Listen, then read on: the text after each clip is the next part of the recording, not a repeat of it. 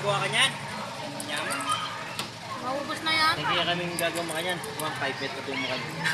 O ikaw magkano kaya ka? Kasi may bet mo kanyan. Saan mo? Ha? Pares. O beto mo. Ang dami isda na kating pagkain. Ano yung kasama cons? 1.5 yung kuha namin nung nakaraan. 1.5 isang butas kasama cons. Isang butas lang ba? Ay, baso kasama baso. Dalawa po. Ako, dalawa yung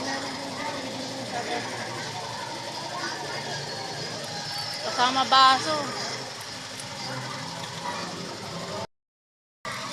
Antayin niyo kay Lola yan.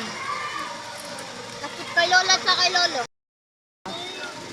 Yan o po. Hi guys. Isang isa. Bayad.